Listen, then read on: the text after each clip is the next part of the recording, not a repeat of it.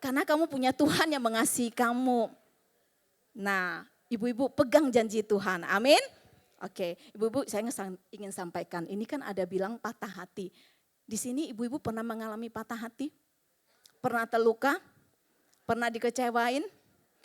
Saya beberapa tahun lalu pernah menyampaikan firman juga bahwa pada dasarnya saya sebelum hari ini 20 tahun yang lalu saya juga pernah terluka. Saya juga pernah merasa tertolak. Saya pernah minder ya. Saya merasa nggak berharga. Itu udah lama Bu. Ya udah lama. At least hari ini saya dipulihkan. Kalau enggak saya nggak mungkin bisa berdiri di sini untuk menyampaikan firman Tuhan ya kan. Saya berasal dari keluarga yang broken home lah dan lain sebagainya. Ibu-ibu yang mungkin udah kenal saya lama udah tahu. Saya dulunya itu bukan seperti hari ini yang berani bicara di depan ini gitu loh. Saya orangnya dulu minder gitu ya. Tapi Tuhan baik. Tuhan mengasihi saya. Tuhan juga mengasihi ibu-ibu. Amin. Tuhan menyembuhkan saya, memulihkan saya, Tuhan juga akan menyembuhkan dan memulihkan ibu-ibu. Amin ya. Oke, Bu, siapa sih yang gak pernah terluka? Siapa sih yang gak pernah dikhianati? Ada. Kalau ada boleh angkat tangan. Saya ingin lihat siapa di sini kira-kira yang gak pernah kecewa deh, gak pernah terluka deh sama orang sedikit pun. Orangnya aman-aman, adem-adem, damai, sentosa. Ada? Boleh angkat tangan? Gak ada ya? Nggak ada ya, berarti nggak apa-apa Bu. Kalau hari ini kita bisa terluka, dilukai, disakiti nggak apa-apa. Oke? Karena Tuhan Yesus yang notabene-nya itu adalah Tuhan, dia juga pernah dikhianati oleh salah satu muridnya. Menjual dia dengan harga yang sangat murah ibu-ibu. Dan bahkan dia disangkal oleh salah satu muridnya yang mengatakan dia setia, yaitu Petrus ya kan. Dan seberapa banyak di antara kita yang mungkin hari ini juga nggak setia. Hujan, gak mau ke WBI, gak taat. Tuhan bilang, lo harus bangun loh, jam 2 untuk berdoa. Gak mau Tuhan, ngantuk. Itu apa yang bisa melukai Tuhan? Bisa loh, tapi saya ingin sampaikan Tuhan gak pernah luka sama kita. Tuhan gak pernah kecewa sama kita. Tuhan juga gak pernah kecewa sama muridnya. Ya kan? Walaupun kita tahu, kita baca firman Tuhan, muridnya itu mengkhianati dia. Bahkan di firman Tuhan, Tuhan juga gak pernah marah tuh, gak pernah dendam tuh kepada orang yang menyalibkannya. Bahkan ada firman Tuhan bilang apa? Bapa, ampunilah mereka. Sebab mereka gak tahu apa yang mereka perbuat. Amin? Ya, seperti itu. Bu, masih pendahuluan. Coba next. Orang bisa terluka kenapa? Ada 4 hal. Dalam hubungan. Oke. Dalam hubungan saya beri contoh. Ibu-ibu, pasangan suami istri udah nikah lama nih, ya kan? Punya komitmen, harapan, pingin berbahagia selamanya. Di tengah jalan, seiring berjalannya waktu, mungkin setahun, 2 tahun, 3 tahun, mendadak ada konflik, ya kan? Si istri, kenapa saya bilang istri? Karena kita di sini wanita, prianya cuma 1, 2. Jadi kebanyakan wanita, si istri mungkin merasa saya diremehkan, saya direndahkan, ya, mungkin dibentak-bentak. Mungkin dihina, dikata-katai kasar sama suami, ya kan? Terus merasa nggak berharga, udah nikah sekian tahun, saya tidak dihargai, nggak tahu ibu-ibu mau dihargai berapa. Dan atau mungkin ada mengalami KDRT, sakitnya bukan di badan, di hati juga hancur. Biasa yang seperti gini, bukan saja hati yang terluka, yang tidak kelihatan, tapi bekasnya itu lebih lama loh Ibu, benar nggak? Yang sakit di dalam itu bekasnya lama kan? Yang sakit di luar itu kita tinggal kasih betadin, sembuh. Dalam 1, 2, 3 hari kulit kita kan selalu bisa regenerasi, ya kan? Itu dalam hubungan. Terus kenapa orang bisa patah hati, terluka? Lewat pengkhianatan, konflik. Dikhianati sama orang terdekat, sakitnya di mana? Di mana ibu-ibu? Di sini ya. Lukanya double di sini kata Cik Kristi. Nggak tahu benar nggak di sini. Pokoknya sakit semuanya gitu ya. Lukanya double, apalagi sama orang yang kita udah kenal dekat. Sama teman, rekan sepelayanan, teman gereja. Udah gue disakiti. Gue nggak mau lagi ke gereja. Apalagi ibadah WBI. Lihat mukanya aja, nggak mau saya. Terus pelan-pelan yang disakiti. Dalam mungkin ada kerja pelayanan bareng, gara-gara katanya mungkin kasar lah, merasa gimana, terus akhirnya pilih apa? Enggak lagi mau melayani, mundur aku. Banyak kan terjadi, tapi di luar sana, sini enggak. Saya berharap sini enggak ya ibu-ibu, amin. Itu yang merasa dikhianati, disakiti lewat konflik. Terus terluka bisa terjadi lewat apa? Ekspektasi ibu-ibu. Kekecewaan akibat berharap terlalu tinggi kepada diri sendiri atau kepada orang lain. Mungkin contoh yang berharap pada diri sendiri. Kegagalan mencapai cita-cita, karir, ada perasaan apa? Minder. Ada perasaan apa? Rasa bersalah yang berlebihan karena gagal. Ini pernah saya alami Bu. Saya pernah merasa, saya rasa bersalah yang begitu besar karena saya pernah gagal dalam bisnis. Habis uang banyak. Terus itu rasa bersalah saya itu sangat besar waktu itu. Tapi hari ini enggak ya Bu ya. Hari ini saya udah dipulihkan. Nah itu adalah ekspektasi kepada diri sendiri yang dimana mengalami kegagalan. Bisa juga kecewa kepada orang lain yang tadinya mungkin kita mikir kita udah percayakan sesuatu hal, sesuatu pekerjaan, program atau mungkin rekan bisnis. Nggak taunya di tengah jalan di ghosting hilang. Mungkin mengalami kerugian yang besar. Itu juga bisa mengakibatkan terluka, patah hati, tidak percaya lagi kepada orang. Apalagi kalau itu orang Kristen ya kan, ujung-ujungnya orang Kristen lagi gitu ya. Terus yang keempat, orang bisa patah hati terluka lewat apa? Karena trauma masa lalu. Bu, hari ini izinkan saya sampaikan gini, orang yang mengalami trauma masa lalu itu seperti orang yang lukanya kalau kelihatan di luar itu kering, tapi di dalamnya itu masih basah. Tahu ya, luka yang di dalam masih basah, itu efeknya itu kalau kesenggol dikit langsung berdarah. Biasa seperti itu. Dan luka yang belum sembuh, belum diproses, itu yang namanya luka batin. Itu bahasa kerennya apa? Amsyong, tahu Bu amsyong? Bahasa Hokkien itu ya, amsyong. Amsyong itu luka yang dalam gitu, yang belum sembuh. Bu, saya beri contoh, trauma masa lalu yang simple ya, yang simple. Yang mungkin sering dialami oleh wanita. Mungkin dulu waktu dia masih muda berteman dengan teman sekolah, teman bestie deh gitu.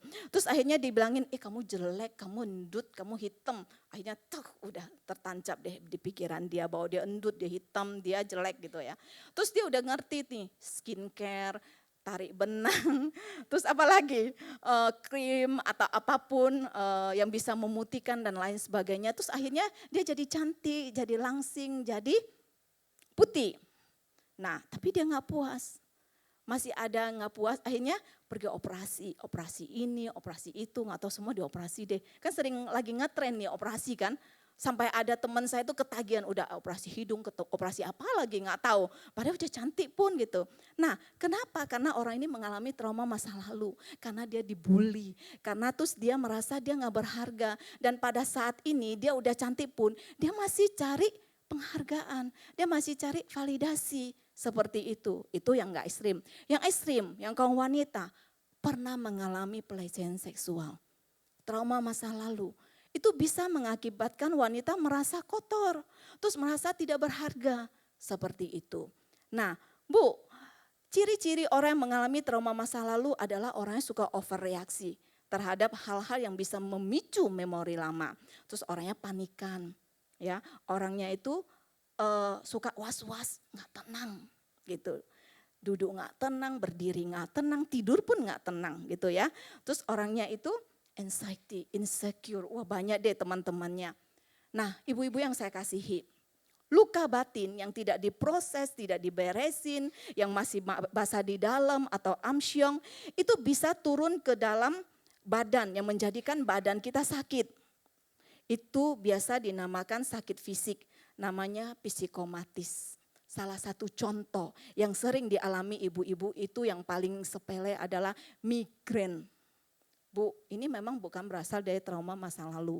Tapi karena dia terluka, terus ada masalah, terus akhirnya dia berpikir terus menerus, pikiran terus berpikir. Terus apa? Nahan emosi, nahan marah, nahan nangis, otot leher tegang. Otot bahu tegang, sirkulasi darah tidak bisa sampai kepada otak.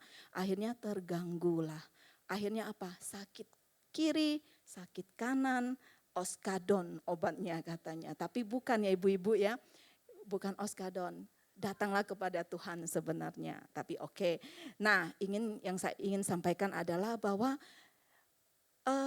Orang terluka bisa berefek kepada sakit badan. Ya, memang enggak pure murni dari terluka, dari pikiran gitu ya, tapi bisa. Kenapa? Karena waktu kamu terluka, waktu kamu stres, waktu kamu kecewa, nahan emosi sehari, seminggu, sebulan, bertahun-tahun, itu tubuh kita sedang memproduksi namanya hormon stres yang bernama kortisol atau adrenalin. Nah, Bu, luka yang disimpan terlalu lama, tidak diproses dan dibiarkan, itu bisa menjadi kepahitan. Kepahitan dalam hati. Timbul apa? Akar pahit. Ya. Next. Nah, Bu, kalau kopi pahit, hitam, pekat, panas, enak ya. Saya suka kopi. Nah, pencinta kopi pasti tahu. Tapi kalau akar pahit, hati pahit itu enggak enak. Itu bisa menimbulkan penyakit. Ini ada survei medis membuktikan, bukan saya yang buktiin ibu-ibu karena saya bukan dokter. Saya pernah dengar seminar, ya. Tumor salah satu penyebabnya itu bisa lahir dari emosi yang dipendam. Amarah yang meledak-ledak, ayo siapa yang suka pendam emosi, yang suka amarahnya meledak-ledak, itu bisa mengakibatkan tumor. Itu saya dengar seminar ya dari tim survei medis mengatakan. Terus yang kedua, autoimun. Ketika kita terlalu sering melawan diri sendiri, memaksa diri kita kuat pada hati kita lagi remuk, itu bisa mengakibatkan autoimun. Sekali lagi, luka yang disimpan, dibiarkan, didiamkan, terus dikit-dikit pendam gitu ya. Itu bisa mengakibatkan autoimun. Kenapa? Karena stres yang berlebihan. Tadi apa? Tubuh bisa memproduksi hormon stres. Stres yang berlebihan itu bisa mengakibatkan kita itu autoimun. Akhirnya apa? Sering sakit flu, sering radang, daya tahan tubuh menurun. Bahkan yang parahnya itu bisa sampai muncul ke kulit. Ini kata dokter ya. Tapi dokter juga membuktikannya seperti gitu. Saya bukan orang medis, sekali lagi saya hanya contek sama dokternya karena berhubungan dengan luka. Oke, Bu, sekali lagi, terluka jangan disimpan lama-lama. Kalau mau nyimpan emas ya, itu namanya investasi. Oke. Nah, Bu, satu lagi, kanker. Kanker itu bisa sering terjadi itu karena apa? Sering tersakiti sama orang yang terdekat. Seperti siapa? Suami, mertua, mantu, ipar, anak gitu ya. Terus akhirnya gara-gara tersakiti tidak mau mengampuni. Parahnya di situ. Katanya ya ibu-ibu, Bu, walaupun orang patah hati, orang terluka, tidak serta-merta bisa menimbulkan tumor, autoimun atau kanker. Tapi karena stres yang berkepanjangan itu akan mengakibatkan tekanan darah orang itu naik. Hipertensi, kolesterol, gula darah dan bahkan semua di dalam tubuhnya itu ada radang, tidak stabil. Nah, jadi tahu ya 3 hal tadi, 3 penyakit tadi bisa bersumber dari hati yang terluka. Yang tidak diproses, tidak dipulihkan. Biasanya itu kita cemplungkan ke mana? Kita cemplungkan ke SMS pemenang ya. Tahun ini enggak ada. Karena di dalam SMS pemenang itu ada moto yang mengatakan keterbukaan adalah awal dari pemulihan. Jadi kita harus terbuka, Bu. Terbuka sama siapa? Sama Tuhan. Datanglah kepada Tuhan, curhatlah kepada Tuhan. Terus saya ingin share dong sama orang. Enggak apa-apa. Tanya Tuhan kepada siapa? Ibu-ibu mau share-nya, ya kan? Nah, seperti itu. Bu, di Efesus 4 ayat 31 mengatakan segala kepahitan, kegeraman, kemarahan, pertikaian dan fitnah hendaklah dibuang dari antara kamu, demikian pula segala yang jahat. Bu, kejahatan bisa timbul dari kepahitan juga loh. Salah satu contohnya itu adalah cerita Kain dan Habel. Kain itu kan kecewa, persembahannya gak diterima Tuhan ya kan. Terus akhirnya dia membunuh, melakukan kejahatan. Jadi hati-hati Bu, jangan sampai menyimpan luka akar pahit terus akhirnya kita melakukan kejahatan. Jangan ya Bu. Oke, ibu-ibu yang saya kasihi kita recheck kembali. Sore hari ini apakah di hati kita masih ada simpan seperti gitu? Tapi saya ingin sampaikan kabar baiknya. Tuhan tidak menjauh ketika hati kita hancur. Justru di titik paling rapuh, ia berada paling dekat. Amin. Di Mazmur 34 ayat 19 dikatakan, Tuhan itu dekat kepada orang-orang yang patah hati. Dan ia menyelamatkan orang-orang yang remuk jiwanya. Berarti kalau hari ini masih ada terluka, gak apa-apa. Belum terlambat kok. Ya, Kita masih bisa sembuh, kita masih pulih. Yang penting kita harus respon. Gimana caranya? Sama-sama kita belajar yuk. Bu, Tuhan mau kita merespon seperti orang bertepuk tangan. Saya boleh minta ibu-ibu tepuk tangan coba semuanya? Ya, bukan buat saya. Tepuk tangan itu adalah kerjasama dua tangan. Coba tepuk satu tangan. Kayak gini. Zaman dulu kan sebenarnya cinta tepuk sebelah tangan ya. Enggak berbunyi. Sama, Tuhan mau kita merespon. Tuhan mau saat dia menjamah kita itu respon dia. Pemulihan itu kehendaknya Tuhan, inisiatifnya Tuhan, maunya Tuhan, kerinduan Tuhan. Tapi hati yang terluka itu hati kita. Bu, hati yang terluka itu seperti menyimpan sampah. Sampah yang busuk, bau, itu akan jijik bagi sesamanya. Kenapa? Karena biasanya orang terluka akan melukai sesamanya. Jadi, agar rencana Tuhan bisa tergenapi dalam hidup kita, kita harus merespon bersama Tuhan. Saat Tuhan menjamah, kita harus reaksi, kita harus respon, kita harus mengambil tindakan supaya kita bisa pulih total. Jadi apa sih respon tindakan yang harus kita lakukan? Hari ini saya baru akan memulai di tema. Seperti tema kita adalah releasing. Artinya apa? Melepaskan. Bu, saya baru mulai ya, tadi itu pendahuluan. Apa sih yang harus kita lepaskan? Ada 3 hal hari ini saya catat. Pertama, release the past, receive the future, artinya lepaskan masa lalu, terima masa depan. Kita buka Filipi pasal 3 ayat 13. Yuk sama-sama baca yuk. 3, 2, 1. Aku sendiri tidak menganggap bahwa aku telah, tetapi ini yang kulakukan, aku melupakan apa yang telah di belakangku dan mengarahkan diri kepada apa yang ada di hadapanku. Bu, saya garis bawahi, aku melupakan apa yang ada di belakangku, yang telah di belakangku. Di sini Paulus menekankan pentingnya melupakan beban masa lalu. Apa sih beban masa lalu kita? Apa sih yang ada di belakang kita? Tadi udah saya bahas, ada trauma masa lalu. Ya kan? Pasti ada ketakutan, kegagalan yang pernah membuat orang takut, terluka dan kecewa yang menimbulkan akar pahit. Ada hal-hal yang membelenggu, dosa. Ada dendam yang membuat hati kita terluka, pahit, hancur. Itu dikatakan harus apa? Dilupakan, harus dilepaskan seperti itu. Dan mengarahkan diri kepada tujuan Allah. Artinya apa? Menerima kebebasan sejati dalam Kristus Yesus. Pulih total, merdeka. Tepuk sebelahnya bilang, merdeka. Supaya gak ngantuk. Nah ibu-ibu, salah satu contoh tindakan yang harus kita lakukan supaya kita bisa merdeka adalah pengampunan. Nah Bu, pemulihan sejati membutuhkan keberanian untuk melepaskan pengampunan ya. Ya, bukan sekedar perasaan. Sering kan kita dengar ibu-ibu, Bu ampuni dia Bu, ampuni suamimu. Iya saya merasakan saya sudah mengampuni. Bu itu dirasa Bu. Itu belum respon, itu baru kita rasa. Jadi kita harus merespon mengampuni. Mengampuni seringkali sulit. Sulit apa enggak? Tapi pada dasarnya setiap manusia itu memiliki ego yang tinggi ya. Enggak mau mengampuni. Hatinya pingin membalas. Gitu ya. Nah mengampuni itu butuh kerendahan hati ibu-ibu. Jadi kalau mau mengampuni harus rendah hati. Kita butuh rendah hati. Bu, kenapa melepaskan pengampunan itu penting? Next. Mengampuni bukan saja melupakan kesalahan orang lain terhadap kita.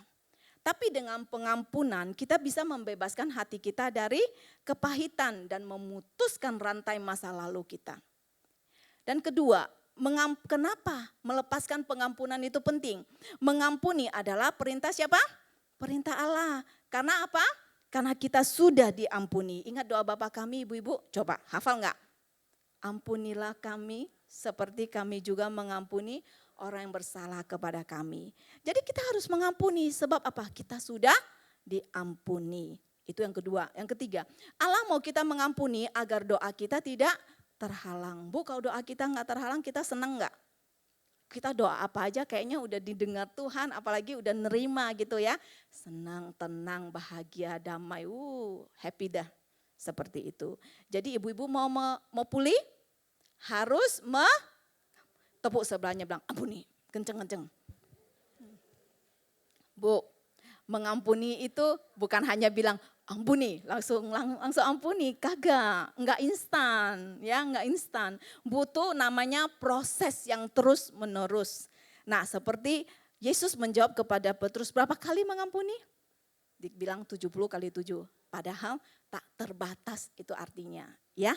Bu, saya punya cerita beberapa puluh tahun yang lalu, pertama kali datang ke Jakarta. Kami itu lagi berbisnis dengan teman, sama-sama datang dari Batam ke sini untuk sebuah usaha. Sampai di 2 tahun, ya biasalah orang kalau udah lihat uang kan hijau gitu ya. Hijau, kebetulan hari ini semua pakai baju hijau. Nah, terus akhirnya suami sama saya setiap malam harus mendoakan dia. Bu, kalau kita terluka bisa nggak mengampuni, berdoa? Firman Tuhan kan bilang, ampuni dia, berkati dia gitu ya. Jujur ya. Kalau kita terluka, kita bisa doa enggak? Jangankan mengampuni, berdoa aja sulit. Ya enggak? Ya enggak? Tapi namanya pada waktu itu saya lagi on fire tuh. Saya baru pindah ke Jakarta kan. Suami istri lagi ikut CG lah, ikut ini lagi on fire banget. Akhirnya kami lakukan apa yang Tuhan suruh. Setiap malam kami lakukan. Berapa lama kami berdoa? 3 bulan Ibu. Setiap malam berdoa buat dia, doain dia, berkati dia. Karena itu disakiti sama temen, dicurangi sama temen. Memang gak banyak sih zaman itu gitu ya. Tapi itu bisa membuat kita itu, pertama kita sakit hati, kedua kita ambil kesimpulan kita harus ampuni karena kita gak mau seperti gitu. Dan ajaibnya setelah itu Tuhan menjawab saya luar biasa. Tuhan memberkati kami luar biasa. Seperti itu. Bu, mungkin ibu-ibu bilang, kamu kan gampang teman. Bagaimana yang biasa sering terjadi orang terdekat kita, suami. Sulit ya ngampuni ya kalau suami ya kayaknya ya kan. Nah, Bu, saya ingin sampaikan ada firman Tuhan bilang, segala perkara dapat kutanggung di dalam Dia memberikan kekuatan kepadaku. Jadi, kalau suami mengampuni, mintalah kekuatan kepada Tuhan. Kenapa? Karena selama kita masih disakiti sama suami, kita tetap harus mengampuni. Selama kita hidup bersama suami, kita tetap harus mengampuni. Terus selama kita masih bersama dia, kita tetap harus mengampuni. Kenapa suami terus ya? Pak itu Pak Suki, kok suami terus gitu? Ibu-ibu itu kan biasanya kayak gitu. Tapi mungkin ibu-ibu sini enggak, mungkin saya kali gitu ya. Nah, kita tetap harus mengambil keputusan, kita harus mengampuni. Karena suami adalah orang terdekat. Kalau kita enggak mengampuni dia, besok-besok merasa disakitin lagi, itu kita jadi nampung lagi deh. Segini, kalau kita nggak belajar mengampuni setiap hari, besok disakiti lagi, kita nampung lagi tambah besar, tambah besar, tambah besar. Nanti puncaknya itu serem ibu-ibu. Jadi pilihlah mengampuni ya. Bu, mengampuni, melepaskan pengampunan itu sangat penting. Amin. Ibu-ibu mau mengampuni? Karena kalau nggak mengampuni, next. Sebenarnya pengampunan bukan buat suami, bukan buat orang yang melukai kita. Orang yang tidak mau mengampuni itu sama saja dengan orang yang minum racun tapi berharap orang lain mati. Tuh, orang kalau minum racun, dendam, takut, sedih, kekecewaan, benci, hidupnya kayak gitu tuh, gelap tuh. Enggak berbentuk gitu ya, serem gitu ya. Jangan ibu-ibu hari ini pilih mengampuni, oke? Yang kedua, release control, trust God, artinya melepaskan kendali, percaya Tuhan. Next, udah ya ini benar-benar. Yuk kita baca yuk Amsal 3 ayat 5 sampai 6. 3, saya minta ibu-ibu yang baca deh. 3, 2, 1.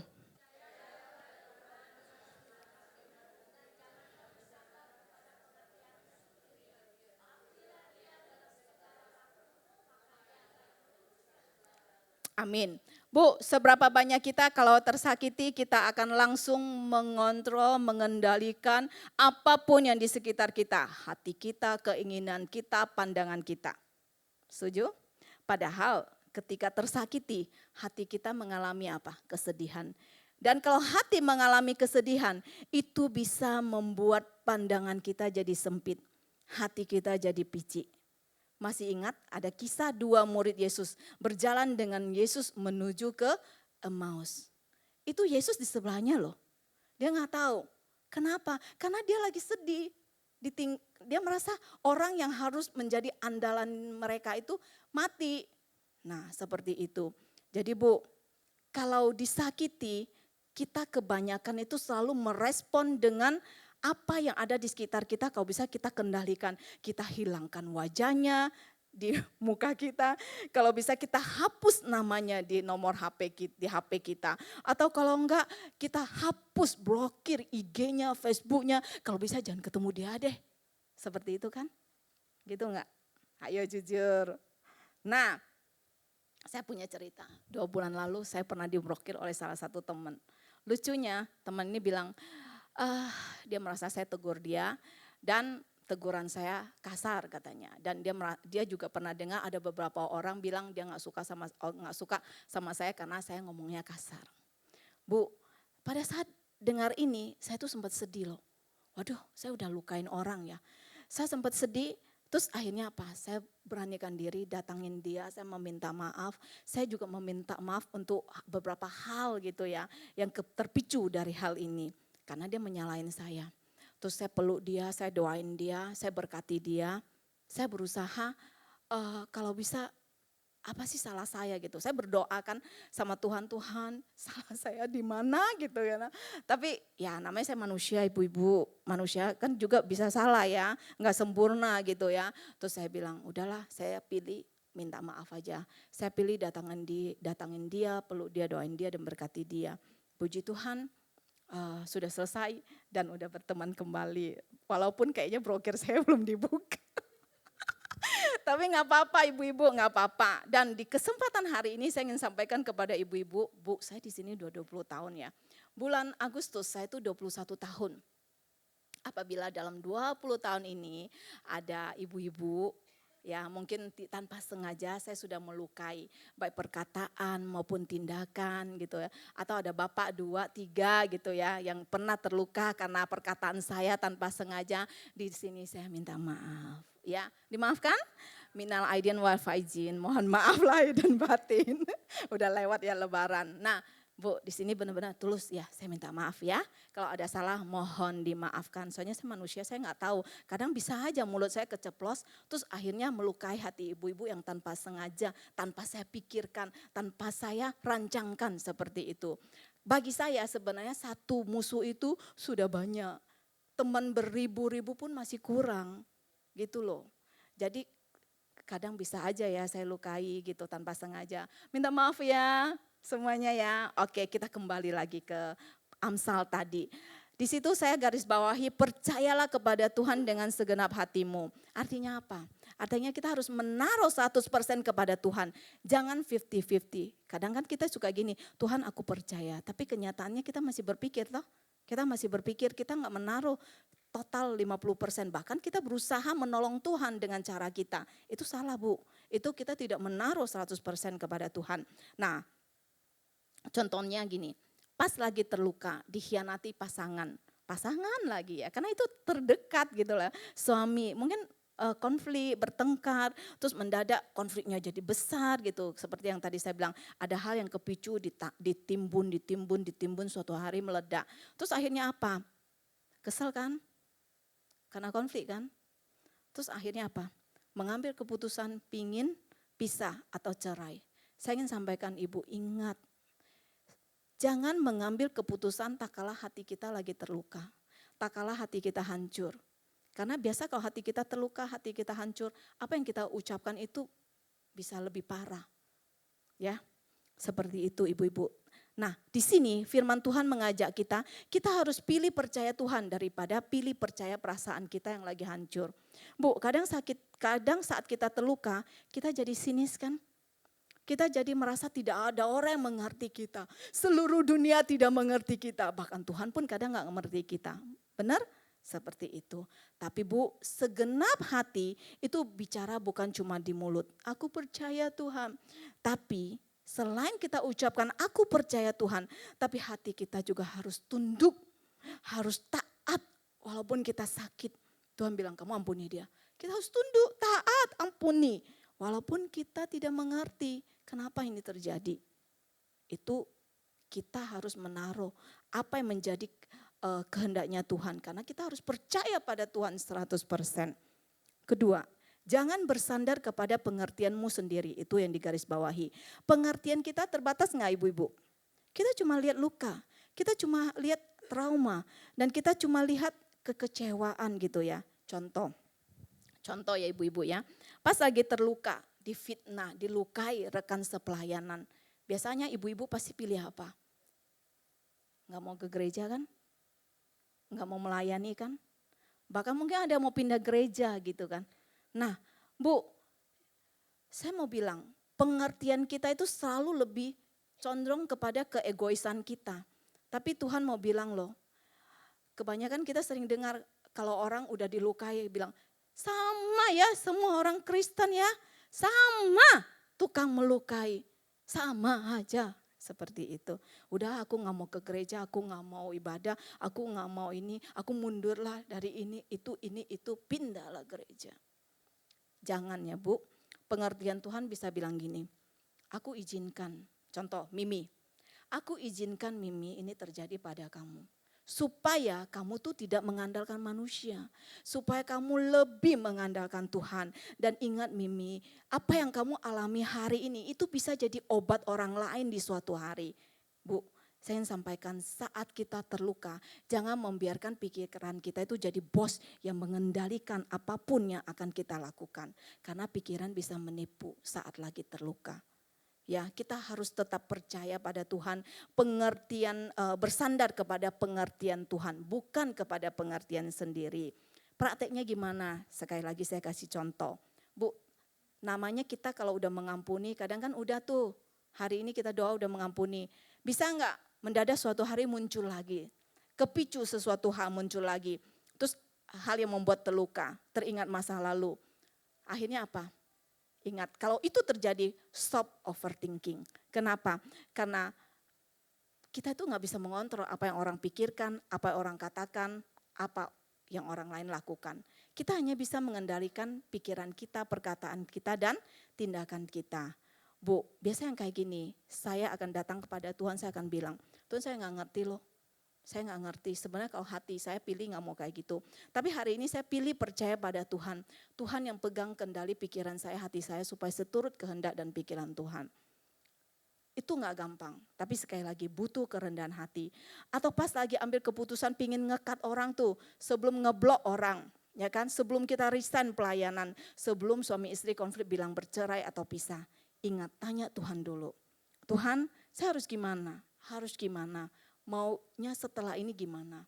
Sama Bu, saya kan dari setahun yang lalu udah di planning sama suami harus pindah. Nah, saya masih bertanya, Tuhan nanti di sana saya harus apa dan bagaimana dan apa yang harus saya lakukan seperti itu.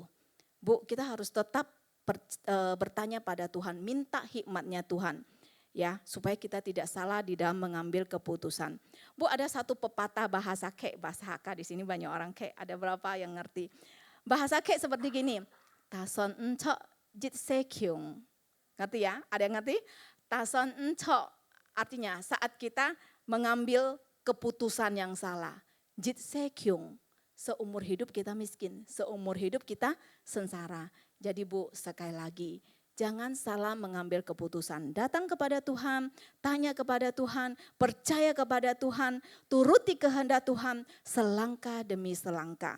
Ya, karena hanya Tuhan yang tahu masa depan kita. Hanya Tuhan yang tahu rencana yang terindah dalam hidup kita. Oke, terakhir, release to save. Dilepaskan untuk melayani. Galatia 5 ayat 13, saudara-saudara memang kamu telah dipanggil untuk merdeka. Tapi janganlah kamu mempergunakan kemerdekaan itu sebagai kesempatan untuk hidup dalam dosa. Melainkan layanilah seorang akan yang lain oleh karena kasih. Saya garis bawahi kamu dipanggil untuk merdeka. Bu, pada saat kita diampuni, kita mengambil keputusan mengampuni. Saat itulah kita dimerdekakan. Dimerdekakan dari mana? Dari dendam, dari trauma masa lalu, dari kepahitan yang mengakibatkan migrain seperti itu. Bu, next. Saya ingin sampaikan, luka itu seperti penjara. Pengampunan itu adalah kuncinya penjara, ya. Tuhan Yesus sudah memberikan kuncinya, tinggal kita mau enggak membukakan pintu hati kita untuk memberikan pengampunan, bertindak, merespon. Apakah mau ibu-ibu? Mau ya? Jadi jangan pakai kemerdekaan kita untuk balas dendam atau hidup dalam dosa. Paulus bilang, kamu udah dimerdekakan, jangan jadi budak dosa. Kemerdekaan Kristen bukan bebas lakuin apa aja, tapi bebas tidak lakuin dosa yang dapat menjerat kita kembali. Amin ibu-ibu. Pakai kemerdekaan untuk melayani sesama dengan kasih. Amin. Ada satu statement seperti gini, stop fokus ke lukamu, mulailah fokus nolong orang, oke? Karena sakitmu hari ini bisa jadi kredibilitas buat nolong orang di hari esoknya. Ibu-ibu ingat kisah Yusuf? Kenapa? Biasanya orang yang pernah dikhianati, disakiti, dia baru tahu bagaimana cara menolong orang yang disakiti. Kisah Yusuf dikhianati, dijual saudaranya, difitnah, dipenjara. Tapi pas dia merdeka, dia jadi penguasa di Mesir, dia gak balas dendam tuh. Ya kan? Pernah ya baca kisah Yusuf ya? Dia gak balas dendam kan? Nah dia malah bilang, kamu mereka-rekakan yang jahat terhadap aku, tapi Allah mereka-rekakannya untuk kebaikan. Nah Bu, kita lihat Yusuf setelah jadi penguasa, dia kalau mau membalas dendam kepada adik-adiknya, bisa kepada saudara-saudaranya, bisa kan? Tapi dia nggak lakukan. Dia malah melayani keluarganya, melayani saudaranya, memberi mereka makan. Hari ini mari kita belajar juga seperti Yusuf. Melepaskan apa yang ada di masa lalu lewat pengampunan. Melepaskan apa yang tidak bisa kita kendalikan. Percaya kepada Tuhan sepenuh hati. Saat kita dimerdekakan oleh kasih-Nya, kita dilepaskan, dimerdekakan untuk melayani. WBI ada moto apa? Love God, serving ada. Coba apa? Moto WBI apa? Love God. Ya, kita dimerdekakan untuk melayani. Jadi ibu-ibu mau pulih total? Mau pulih harus melepaskan pengampunan. Setelah dilepaskan pengampunan, dimerdekakan. Setelah dimerdekakan, kita dipersiapkan untuk melayani. Ya, seperti moto WBI. Oke, saya akan menutup firman hari ini. Saya undang Pak Bernan boleh maju. Kita angkat pujian Ajaib Kau Tuhan. Yuk ibu-ibu boleh bangkit berdiri.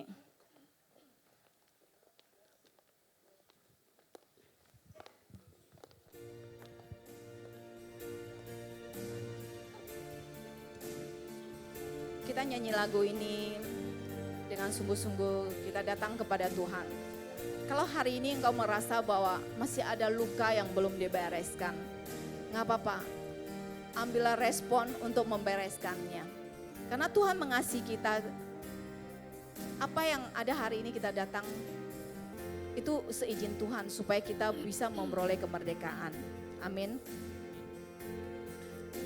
Minta kekuatan dari Tuhan.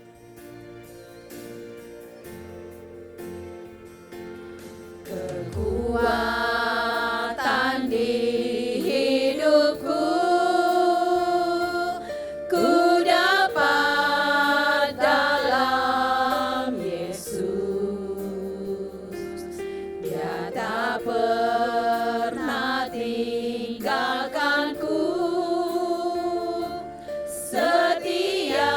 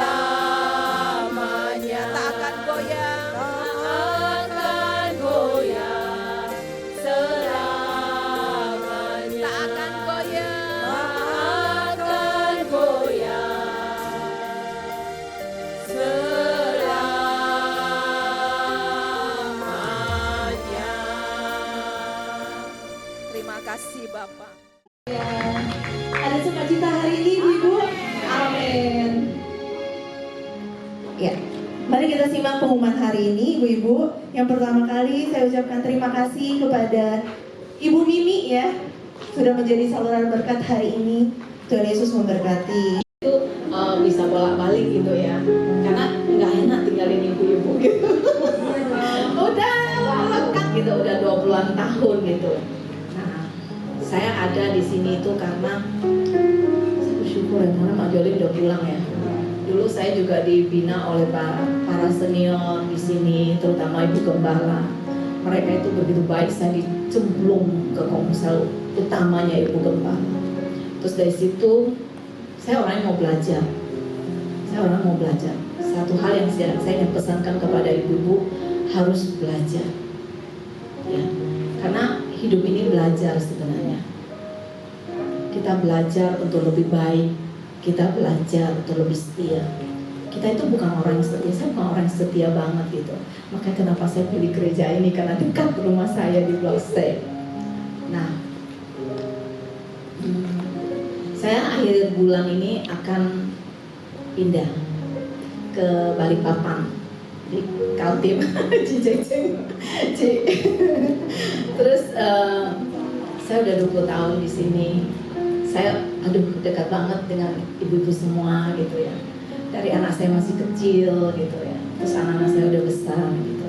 Tapi sebenarnya hati ini ingin tidak ikutin, tidak ingin pindah. Cuma kalau nggak pindah, nggak mungkin saya sendiri di sini. Dan anak saya dua-duanya kuliah nanti di luar. Sedangkan suami ada di Balikpapan. Kan nggak baik dong ya sendiri di sini gitu ya. Bukan kita namanya manusia kan, nggak baik. Jadi seperti itu ibu-ibu, pesan saya, teruslah belajar, teruslah rendah hati, ya. Teruslah melekat pada Tuhan.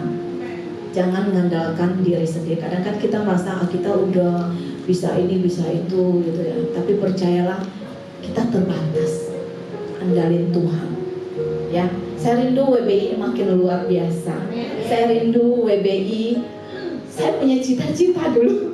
WBI itu kalau bisa itu sampai ratusan, 200-an jiwa gitu. Tapi saya percaya suatu hari itu akan terwujud. Yang penting ibu-ibu yang duduk sini nih, modalnya. Kalian harus maju. Kalian harus ambil bagian dan melayani. Tadi udah bilang kan, kita udah dimerdekakan untuk melayani. Moto WBI tahun ini luar biasa. Terima kasih hikmat kepada para pembina, pengurus untuk tema seperti ini. Ya, semangat ibu-ibu. Jayo. Ya. Oke, ibu-ibu jangan turun dulu ya. Dengan hormat saya memanggil salah satu pembina dari WBI ya, Ibu Martalim, untuk menyampaikan sepatah dua patah kata pesan ya. Kali ini pesan untuk Ibu Mimi ya. Silahkan. Baik, shalom ibu-ibu terkasih. Ya, sore hari ini saya berdiri di depan mewakili Ibu Ketua yang sedang tidak bersama-sama dengan kita dan mewakili seluruh jemaat WBI Citra 1. Saya berdiri dengan rasa bersyukur dan juga rasa haru. Bersyukur kenapa? Karena kita pernah dipertemukan dengan seorang pemimpin wanita yang luar biasa, yaitu wanita yang sedang berdiri di samping saya ini. Tetapi haru juga karena tidak dalam waktu yang singkat kita harus melepas beliau, Ibu Mimi, bukan ke pangkuan Bapak ya, tapi melepas beliau ke Balikpapan karena harus menyusul suaminya, karena tidak baik berpisah lama-lama ya, kita semua mengerti. Ibu Mimi ini adalah bukan hanya seorang pengurus WBI Citra 1, tetapi saya kenal betul dengan beliau. Beliau ini adalah salah satu pelayan Tuhan yang setia. Ya, ada banyak waktu, tenaga, pikiran, dan hati yang Ibu Mimi berikan khususnya untuk pelayanan WBI Citra 1. Jadi jejak-jejaknya banyak sekali memberkati perjalanan pelayanan WBI Citra 1 di tempat ini. Nah, dalam kesempatan ini saya mewakili seluruh jemaat BBI Citra 1 mengucapkan banyak terima kasih untuk setiap kontribusinya, setiap doanya, setiap kasihnya, khususnya untuk pelayanan pekerjaan Tuhan di BBI Citra 1. Dan saya percaya apa yang ditabur oleh Ibu Mimi tidak pernah sia-sia. Pasti akan berbuah dan menjadi berkat bagi banyak orang. Nah, sore hari ini kami bukan hanya melepas Ibu Mimi begitu saja, tetapi kami melepas tentunya dengan kasih dan dengan doa. Saya percaya kita semua pasti mendoakan yang terbaik. Di tempat yang baru di Balikpapan, Ibu Mimi tetap melayani Tuhan, tetap menjadi berkat bagi banyak orang, dan ada banyak wanita yang dimenangkan bagi kerajaan Tuhan. Itu yang menjadi kerinduan kami. Di mana saja Ibu Mimi berada, nama Tuhan senantiasa dipermuliakan. Dan Tuhan yang sudah memimpin Ibu Mimi selama di Citra 1 juga akan memimpin Ibu Mimi di Balikpapan beserta dengan suami dan anak-anak semuanya. Terima kasih Ibu Mimi, Tuhan Yesus memberkati. Banyak yang nangis.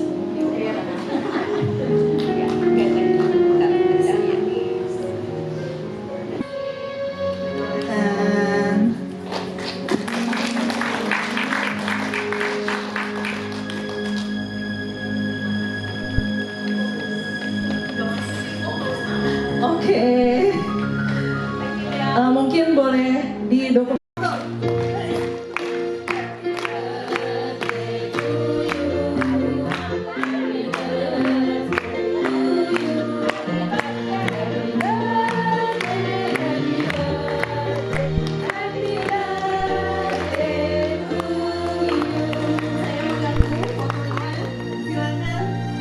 Difoto terlebih dahulu. Kami mengucapkan selamat ulang tahun kepada ibu-ibu yang berulang tahun di bulan April.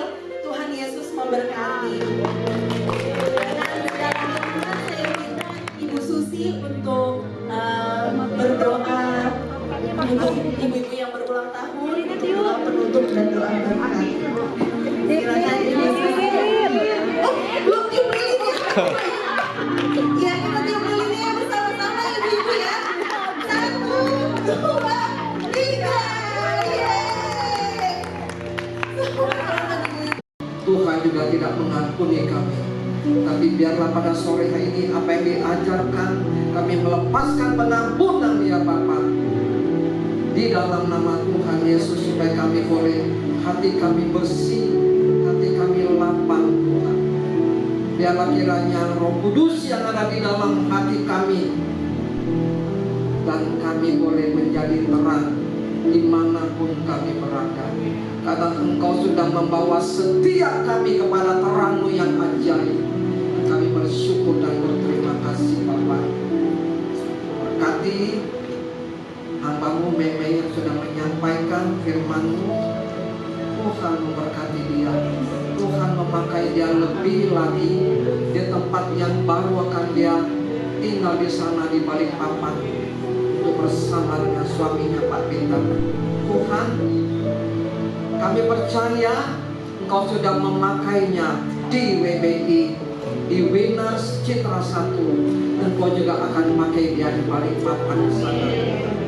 Kapasitas yang ada, biarlah kiranya diperbesar lagi dia ada di Balikpapan, menjadi berkat bagi banyak WBI di sana. Di dalam nama Tuhan Yesus, hidupnya menjadi berkat dimanapun dia berada, karena dia bersama dengan Engkau Bapa.